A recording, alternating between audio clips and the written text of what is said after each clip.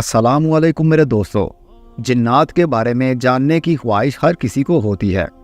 अगर आप भी जिन्नों और इंसानों के बीच में फ़र्क जानना चाहते हैं तो इस सीरीज़ को ज़रूर देखिए। ये पहली किस्त आप देख रहे हैं। ये चलने वाली सीरीज़ आने वाले टाइम में आपको बहुत सारी इन्फॉर्मेशन देने वाली है।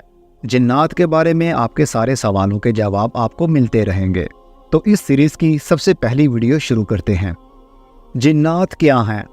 इंसान और फरिश्तों के अलावा जिन्नात एक दूसरी दुनिया का नाम है। जिन्नात और इंसानों में एक कदर मुश्तरक है कि वो दोनों समझ बूझ की सिफ्त रखते हैं, यानी अच्छे और बुरे के बीच में फ़र्क करना। दोनों में अच्छे और बुरे रास्ते को मुंतखब करने की सलाहियत मौजूद है। जिन्नात इंसानों से चंद चीज़ों में मुख्तलिफ हैं। इनमें सबसे अहम चीज़ ये है कि जिन की हकीकत इंसान की हकीकत से मुख्तलिफ है।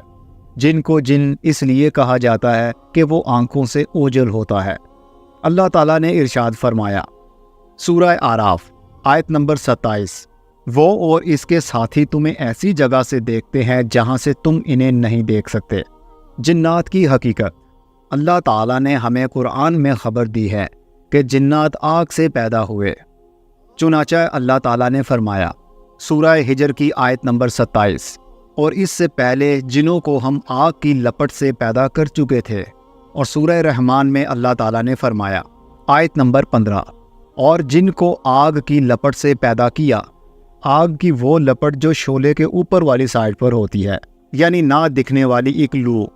इसीलिए हम जिन्नात को देख भी नहीं सकते। जिन्नात की तख्लीक कब हुए? इसमें शक नहीं कि जिन्नों की तख्लीक इंसान की तख्लीक से पहले हुए, इसलिए कि अल्लाह ताला ने फरमाया, सूरह हिजर आयत नंबर 26 और 27, हमने इंसान को सड़ी हुई मिट्टी के सूखे गारे से बनाया, और इससे पहले जिन्नों को हम आग की लपट से पैदा कर चुके थे। इस आयत से पता चलता है कि जिन इंसानों से पहले पैदा किए गए हैं और इनकी पैदाइश इंसान से 2000 बरस पहले हुई, लेकिन कुरान और हदीस में इसकी कोई दलील नहीं। उमर बिन आस रज़ी अल्लाह ताला अन्हा ने फरमाया, अल्लाह ताला ने जिन्नों को इंसान से 2000 साल पहले पैदा किया।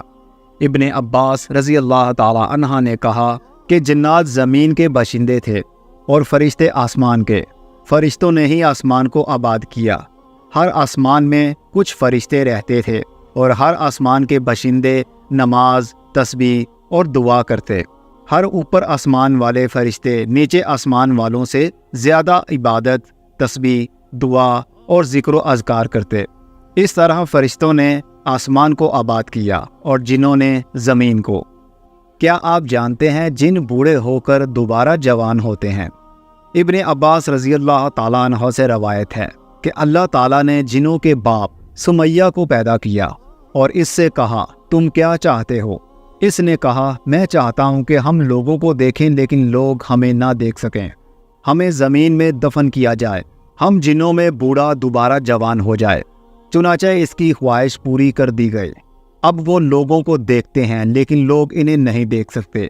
जब वो मरते हैं तो ज़मीन में मदफून होते हैं। इनमें कोई बूढ़ा उस वक्त तक नहीं मरता जब तक दोबारा जवान ना हो जाए, यानी बिल्कुल बच्चे की तरह। इब्ने अब्बास रज़ी अल्लाह ताला अन्हा ने फरमाया, फिर अल्लाह ने आदम अलैहिस्सलाम को पैदा किया और इससे कहा, तुम क्या चाहते हो? आदम अलैहिस्सलाम ने कहा, पहाड़ या शायद जन्नत कहा। चुनाचे आदम को पहाड़ या जन्नत दे दिया गया।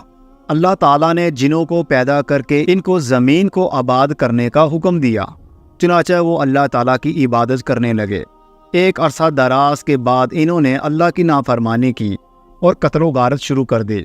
इनमें एक बादशाह था जिसको यूसुफ कहा जाता था।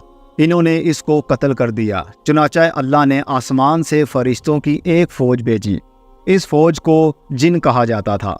इन्हीं में अबलीस भी था जो 4000 फ़ौज का कमांडर था।